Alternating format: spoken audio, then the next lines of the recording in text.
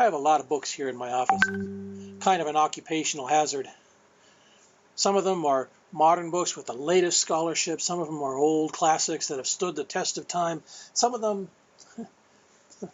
are downright antiquarian. I mean, man, how did anybody type this small? You must have good eyes right then. But I tell you, old or new, these books all have one thing in common, most of them. They're professional books. They're part of my professional life, and I've gotten them in the last few years. But some books, this one is different. This one has been part of my life for longer than most any book that I own. It's the third grade Bible I received in the Sunday school at St. John's Church, and it's been part of my life since third grade. That's a long time. It's one of those classic translations, so it was a little hard for a third grader to understand when I first got it. Lots of long, complicated sentences and big, hard to understand words. But even if the words were a little beyond my grasp, and the pictures were dramatic to show me what was going on in the Bible. They shaped a lot of what I imagined the Bible stories would have looked like when they happened.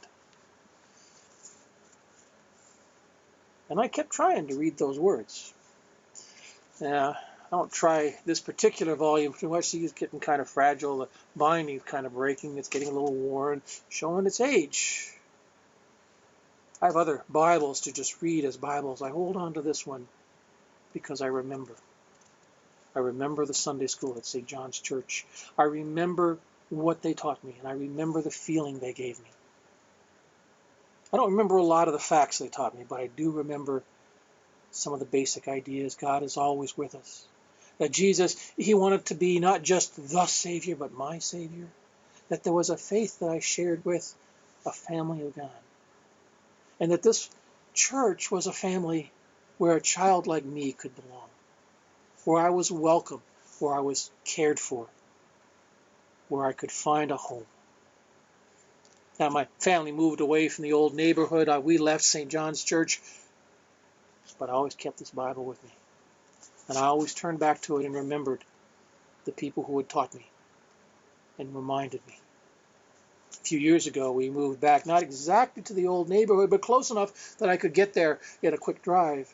And so on days when life would be discouraging and get overwhelming, I would drive back to the old St. John's Church, walk again around the building, remember again the Sunday school classes, remember the Sunday school assemblies, remember the singing, and remember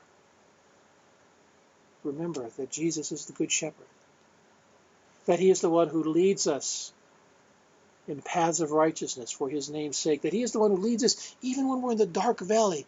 We do not need to fear because he is with us, that he is leading us on to live in his house forever.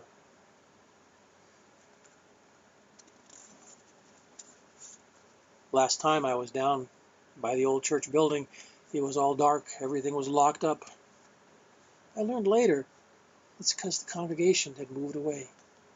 They no longer worshiping there. They dispersed to worship in other places, to go on to other ways. But in some sense, that congregation still lists, because I know they prayed for me. I know they cared for me. I know they set me on a direction, and I live my life today because of the influence they had on me. I think at some level I get to keep that faith alive. I think a lot of the kids who grew up in that church and went on to live faithful Christian lives, they carry that faith on today. You know, these are difficult days. But on the other hand, this Bible was written in difficult days. The words in this Bible, the teachings in this Bible carried people through a lot of difficult times. And the people at St. John's Church taught me about the comfort that God could give through these words. Comfort that has filled me. Comfort that continues to bring hope and to bring encouragement to people on through the ages. That congregation may not be there, but the faith lives on, and the promises are still sure. We are on the way to dwell in the house of the Lord forever. We are part of a great family, and we have a great heritage, for which I will always be thankful, and which I hope I will be faithful to pass on to others. These are difficult times, but God is always with us, and He is leading us on to home.